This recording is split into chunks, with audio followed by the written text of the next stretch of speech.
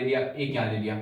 इस प्रकार से जब मैं अनंत पॉइंट लूंगा, यानी इनफाइनाइट पॉइंट लेते हैं, बहुत सारे पॉइंट लेते हैं, देखो इस प्रकार से, तो ये सारे पॉइंट धीरे धीरे एक रेखा के रूप में दिखने लगेंगे। ऐसे क्या दिखने लगेंगे? एक रेखा के रूप में दिखने लगेंगे इस प्रकार से, और बन जाएगा क्या? एक वृत्त। क्या बन जाएगा? वृत्त। इसको बोलते हैं सर्कल। क्या बोलते हैं? सर्कल। सर्कल।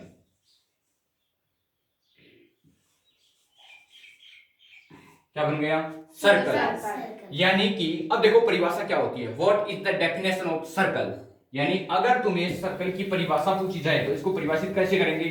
समतल में स्थित कोई भी बिंदु, कहां बिंदु लेना है? समतल में लेना है। ऐसा नहीं कि कोई कहते हैं हम तो पहाड़ी की चोटी पर कोई बिंदु ले रहे हैं फिर वृत्त बनाएंगे, तो वृत्त नहीं बनेगा। यानी समतल में कोई भी बिंदु ले लिया मैंने, यहां पर, या ओ नाम लिख दिएगा। अब समतल में स्थित किसी भी बिंदु से समान दूरी पर स्थित, अभी कौन से बिंदु लिए थे? समान दूरी पर स्थित बिंदुओं का बिंदु पद क्या कहलाता है? वृत्त कहलाता है। क्या कहलाएगा? यानी समान दूरी पर स्थित बिंदुओं का बिंदु पद क्या हो जाएगा? वृत्त हो जाएगा। अब जो हमने दूरी ली थी, ये दूरी थी, इस दूरी को बोलते हैं त्रिज्या। क्या बोलते हैं? त्रिज्या। जैसे ये ए था तो इसको बोलेंगे त्रिज्या। क्या बोलेंगे? त्रिज्या। त्रिज्या। ऐसा हमने इंग्लिश में बोलते हैं इसको रेडियस। क्या बोलते हैं? रेडियस। रेडियस। रेडियस आया समझे? इसके बाद देखो, अगर मैं इस रेडियस को इधर और बढ़ा दूं, बिल्कुल सीधा इस प्रकार से केंद्र ओ से होता हुआ, तो ये बिंदु क्या हो जाएगा? बी। अब ये जो ए बी दूरी दिख रही है ना, ये बी दूरी, इसको बोलते हैं डायामीटर, व्यास। क्या बोलते हैं? डायामीटर यानी व्यास। ए बी, तो ए बी क्या है? व्यास है। ए बी क्या है? व्यास। ए बी बराबर ये हो गया व्यास। अब अगर ध्यान से देखें तो इस एक व्यास में तुम्हें त्रिज्या कितनी दिख रही है? दो। कितनी त्रिज्या दिख रही है? दो। यानी एक व्यास में त्रिज्याएं कितनी होती है? दो। फिर बात करें एक वृत्त की, एक बार दोबारा, जैसे एक वृत्त और बना रहा हूं मैं, ये दिख रहा है, इसका केंद्र है बिंदु ओ। क्या है? ओ। अब इस वृत्त में बात करें कि इस वृत्त में त्रिज्याएं कितनी खींच सकते हैं। देखो ये देखो, ये 1 2 3 4 5 6 7, इस प्रकार से बताओ मुझे कि वृत्त के अंदर त्रिज्याएं कितनी खींच सकते हैं? अनंत खींच सकते हैं। Very good. कितनी खींच सकते हैं? अनंत। यानी वृत्त के अंदर तुम अगिनत त्रिज्याएं खींच सकते हो। इसी प्रकार से बात करें व्यास की, तो व्यास ये होता है, देखो ये,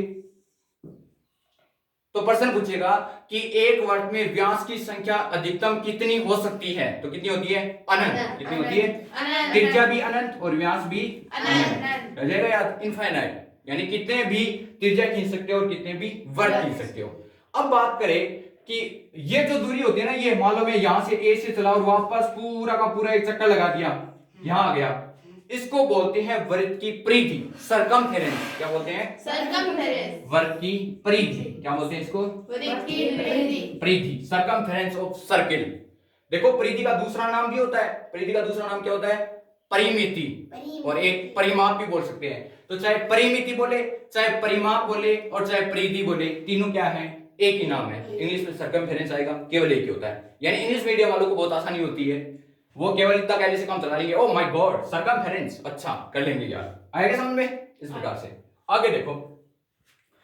अब इसी प्रकार से बात करें, एक त्रिज्या ये है OB, एक त्रिज्या है ये OC। क्या ले ली मैंने? OC। और OB और OC, इनके बीच का जो एक क्षेत्र है, दिख रहा है? इस क्षेत्र को बोलते हैं त्रिज्यखंड। क्या बोलते हैं? त्रिज्यखंड। देखो दो त्रिज्याओं द्वारा बनाया गया खंड है, तो इसको बोलेंगे त्रिज्यखंड। क्या बोलेंगे? त्रिज्यखंड। त्रिज्यखंड दो बन रहे हैं यहाँ पर, एक तो देखो ये छोटा बना है और एक ये पूरा बड़ा बना है। इस छोटे त्रिभुज को, ये छोटा जो खंड बना है, इसको बोलेंगे लघु त्रिज्यखंड। क्या बोलेंगे? लघु त्रिज्यखंड। लघु त्रिज्यखंड। क्या बोलते हैं? लघु त्रिज्यखंड। लघु त्रिज्यखंड।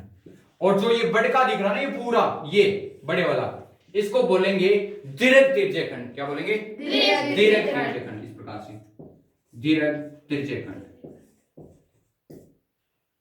त्रिज्यखंड। इसी प्रकार से अब देखो, अगर मैं बात करूं, एक तीसरा वर्ग और लेता हूं, ये ले लिया, और इस वर्ग में मैंने क्या किया? एक रेखा खींच दी, ये मान लो, ये समझ रहे हो? यानी अपना वर्ग बनाया हुआ था बहुत सुंदर, और कोई आया और उसने एक पेन उठाया, इस प्रकार से एक रेखा खींच दी। तो इस रेखा को बोलते हैं हम छेदक रेखा। क्या बोलते हैं? छेदक रेखा। यानी वृत्त को दो भागों में बांटने वाली, केवल दो भागों में, छोटा बड़ा कैसा भी हो सकता है, वृत्त को दो भागों में बांटने वाली रेखा वृत्त की क्या कहलाती है? छेदक रेखा। क्या कहलाती है? छेदक रेखा। इसी प्रकार से मैं बात करूं कि मान लो कोई आया और उसने ये जो बिंदु दिख रहा है ना, ओ, केंद्र बिंदु ओ, इस केंद्र बिंदु ओ से एक रेखा खींचती इस प्रकार से, ये ले चाक से ऐसे, ये ए हो गया और ये क्या हो गया? बी हो गया। ये ए बी अगर तुम ध्यान से देख रहे हो तो व्यास भी है, व्यास है ना ये। तो जो अभी छेदक रेखा खींची थी मैंने, इसका दूसरा नाम भी होता है वृत्त की जीवा। क्या होती है? वृत्त की जीवा। यानी वृत्त को दो भागों में बांटने वाली क्या कहलाती है? वृत्त की जीवा कहलाती है। इसी बात करें अब, तो वृत्त की सबसे पहले देखो, एक ये रेखा, एक ये भी एक रेखा है, ये भी एक रेखा है, तो ये भी एक जीवा, ये भी एक जीवा, ये भी एक जीवा, ये भी दो भागों में बांट रही है वृत्त को, तो ये भी क्या है? जीवा है। और ए भी देखो, ए भी वृत्त को दो भागों में बांट रही है, प्लस बराबर भी बांट रही है, दो भागों में और बराबर भी बांट रही है। इसका मतलब ए बी जो है वो वृत्त का व्यास भी है और जीवा भी है। तो प्रश्न पूछेगा कि वृत्त के अंदर सबसे बड़ी जीवा कौन सी होती है? तो कौन सी होती है? वृत्त का व्यास होती है। कौन सी होती है? वृत्त का व्यास। आया समझे? अब देखो बात करते हैं, ये जो वृत्त की परिधि है, मान लो ये यहां से ए से चला मैं और दौड़ता दौड़ता दौड़ता दौड़ता बी पर गया, बी से वापस ए पर आ गया, इस प्रकार से घूमकर, यानी एक चक्कर पूरा कर दिया। तो एक चक्कर पूरा करने में तय की गई दूरी को वैसे तो परिमाप कहते हैं, लेकिन वृत्त के अंदर क्या कहेंगे? परिधि कहेंगे। क्या कहेंगे? परिधि। तो वृत्त की जो परिधि होती है ना, ये परिधि, समझ गया परिधि क्या है?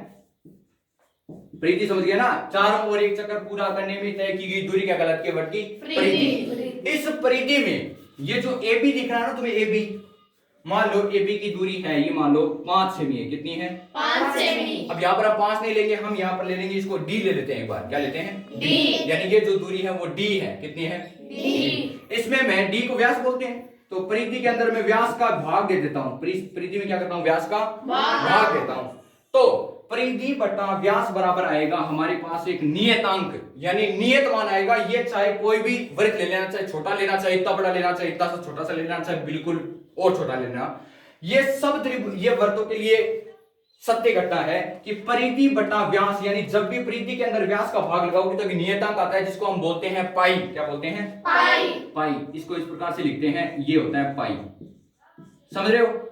और जब हमने बहुत सारे प्रयोग किए कि वृत्त की परिधि ली, उसमें व्यास का भाग लगाया, एक दूसरा वृत्त लिया बड़ा सा, परिधि के अंदर व्यास का भाग लगाया, फिर छोटा सा वृत्त लिया, परिधि में व्यास का भाग लगाया, तो हमेशा और हमेशा ये जो मान है ये फिक्स आता है, जिसका मान होता है 22/7। क्या होता है? 22/7। या इसको हम ये लिखते हैं 3.141 इस प्रकार से। तो यहां से आता है कि पाई का मान, कोई पूछे पाई का मान कैसे आता है, या पूछे कि what is the definition of pi, यानी पाई की परिभाषा क्या होती है, तो बोलना है कि वृत्त की परिधि और व्यास का अनुपात क्या कहलाता है? पाई कहलाता है। क्या कहलाता है? पाई। इसी प्रकार से अगर मैं व्यास को 1 कर दूं, व्यास का मान क्या कर दूं? 1 कर दूं, तो वृत्त की परिधि क्या बन जाएगी? पाई बन जाएगी। क्या बन जाएगी? पाई। अब देखो ध्यान से, ये दिख रहा है ना तुम्हें परिधि, इसका मान निकालना है। मान लो हमें पता चले कि हमारे पास एक त्रिभुज है और हम निकालते हैं कि ये जो परिधि है इसकी हमें क्या निकालनी है? पूरी लंबाई निकालनी है। तो हम परिधि का सूत्र याद करते हैं ना, याद करने की जरूरत नहीं होगी। अब देखो ये परिधि है, इसका मान निकालना है हमें, तो ये देखो परिधि बराबर, ये व्यास इधर है, इधर जाएगा तो किस में हो जाएगा? गुणा में। इधर क्या है? देखो भाग में है ना, इधर जाएगा तो पाई की क्या हो जाएगा? गुणा में। तो ये आ जाएगा व्यास और गुणा पाई। क्या हो जाएगा? व्यास गुणा पाई। और व्यास के अंदर तुम्हें पता है ये व्यास है, इसमें त्रिज्या कितनी होती है? 2। कितनी त्रिज्या होती है? 2। त्रिज्या को हम r से अगर रिप्रेजेंट करें, स्मॉल r से, यानी r से अगर लिखे तो मैं ये लिख सकता हूं ना, परिधि। परिधि बराबर क्या आ जाएगा? ये देखो व्यास, इसकी जगह मैं क्या लिख सकता हूं? 2 गुणा त्रिज्या लिख सकता हूं ना, 2 त्रिज्या, तो मैं यहां लिखूंगा ये 2 और गुणा r, और गुणा में पाई तो है, ये कोई समस्या नहीं है। इसको शॉर्टकट में ये लिख देते हैं अपन, 2 पाई r। बोलो, सादा जीवन उच्च विचार वृत्त की परिधि 2 पाई r। अब बताओ ऐसा कौन कर्म हो रहा है जिसको अब भी परिधि का सूत्र याद नहीं रहेगा? सादा जीवन उच्च विचार वृत्त की परिधि 2 पाई r हो जाएगा। अब देखो बात करते हैं इसके क्षेत्रफल की, एरिया ऑफ सर्किल। जैसे ये वृत्त है, क्षेत्रफल कब निकालते हैं? जब हमें कोई कह दे कि एक वर्ताकार खेत है जिसकी जुताई करनी है, उसकी बुआई करनी है या उसकी सफाई करनी है, तो सफाई यानी ये अंदर की बात कर रहा है। आप किसकी बात कर रहा है? अंदर की इसका मतलब हम क्या करेंगे, इसका क्षेत्रफल निकालेंगे, एरिया ऑफ सर्किल। तो क्षेत्रफल निकालने के लिए हमारे पास उत्तर ये होता है, वृत्त का क्षेत्रफल इसके लिए होता है पाई आर स्क्वायर। क्या होता है? पाई आर। यानी इसकी जो त्रिज्या है इसका तो क्या कर दो, वर्ग। त्रिज्या को दो बार गुणा करो, आर गुणा आर, और गुणा में क्या कर देना है, पाई कर देना है। क्या करना है? पाई करना है। तो किसका मान आएगा, वृत्त का क्षेत्रफल का, एरिया ऑफ सर्किल। रह जाएगा याद? किसी को दिक्कत थोड़ी है? बोलो। अंग्रेजों ने हिंदुस्तान में किया बहुत व्यापार, वृत्त का क्षेत्रफल पाई आर स्क्वायर। अब भी समस्या है? अब भी जिसको याद नहीं है वो फिर मेरी तरह बकलोल होगा, और इससे तो ज्यादा क्या हो सकता है। बाकी कल देख लेंगे, आज के लिए इतना ही।